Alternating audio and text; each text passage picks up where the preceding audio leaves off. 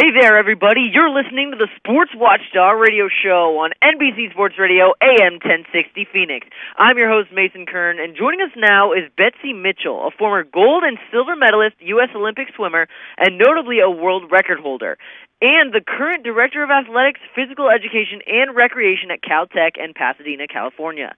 Since her time in the Olympics, Betsy has been a passionate advocate for women in sports, women in leadership, and in leading the conversation about the state of college sports in the United States, which she advocates is in desperate need of a rebranding and reframing of the role athletics play on college and university campuses.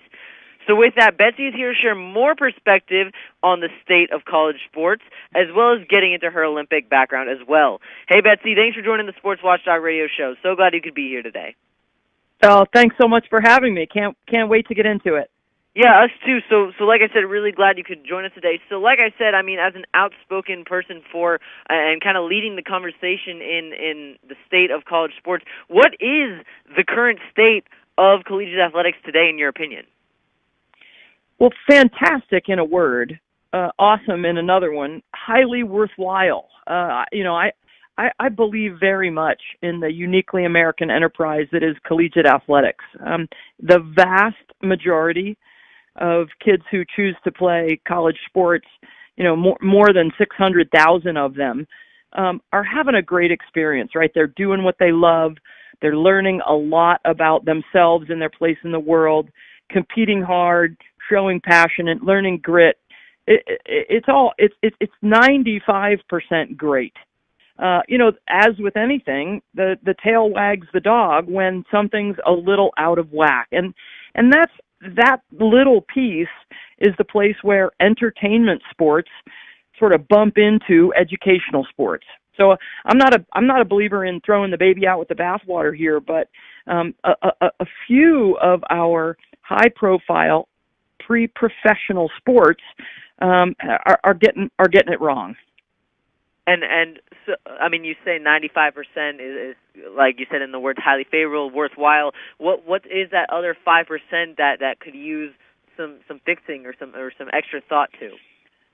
Sure. Well, I think the sports where for again less than 1% of students in college who go on to a professional career in playing sports, right? It's less than 1% of kids who play college sports right. do that.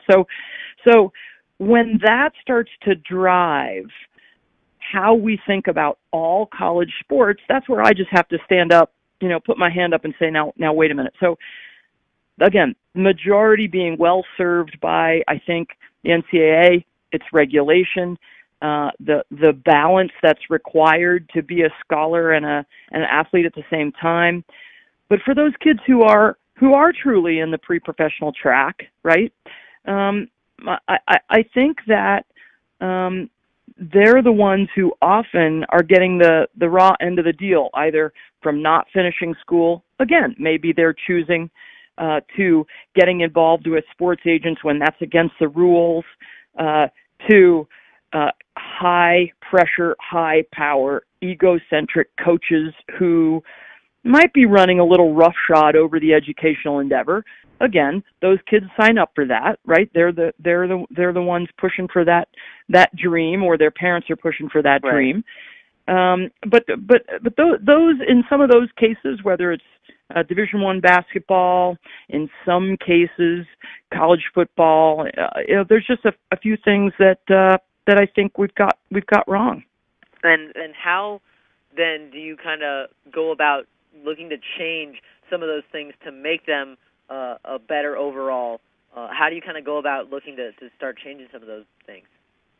Sure. Well, number one, as in any arena, right, is the integrity of leadership. So my colleagues who are athletic directors, all right, need to keep in mind what is the primary goal, and the primary goal should be helping students get an education and being able to segment what the pre-professional track is versus and distinct from pretty much everybody else, and not try to make everybody else conform to what might actually be good regulation or out-of-the-box thinking about the way to do those pre-professional sports.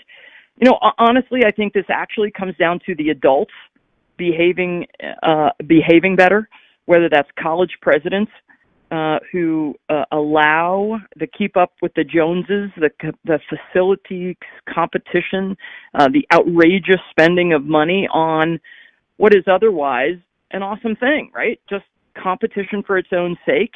And we let coaches' salaries get out of whack. We let the facility escalation get out of whack. And that's impacting, I think, public perception, for one. I think it's interfering with higher education in general in some places, right?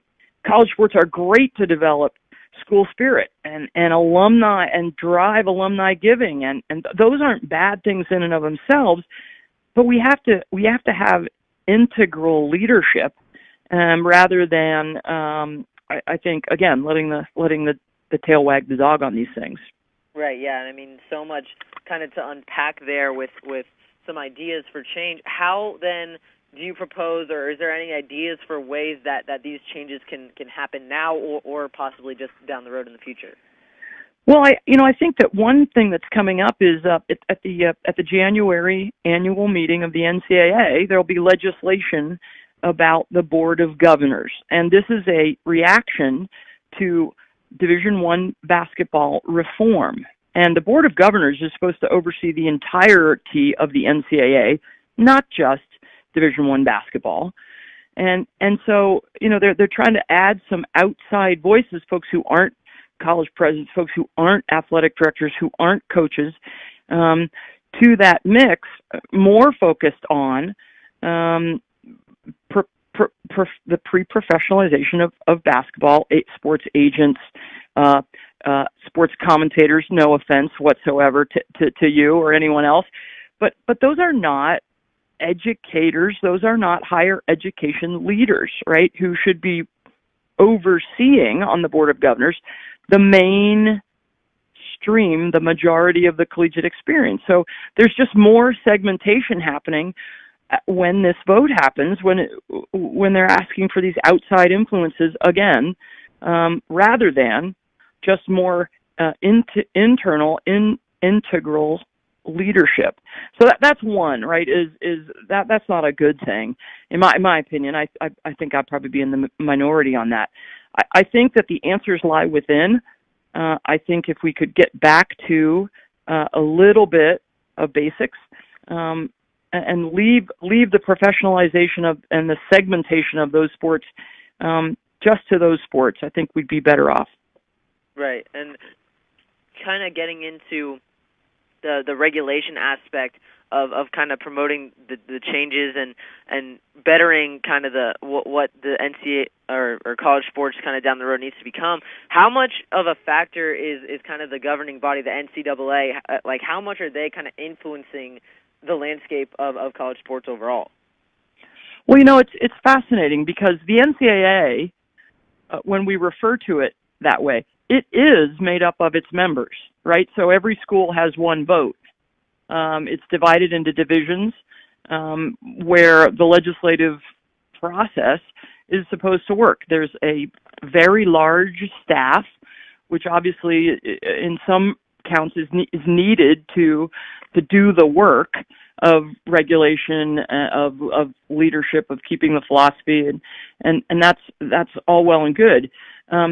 But I think that what happens is the outside influences of the vast amount of money that's generated either through television contract or other sponsorships, it has become an entity in and of itself rather than what it is, which is a membership-driven, membership-serving organization, and it really has taken on a life of its own. So a lot of the things that it does, I think are just sort of spinning off of core mission, right, which is to support kids playing sports and to help its members do that in a fair-minded, sportsmanlike way, right, and protecting the student athletes sort of from themselves, making sure that the endeavor is a balanced thing, and complements education as opposed to sort of gets in the way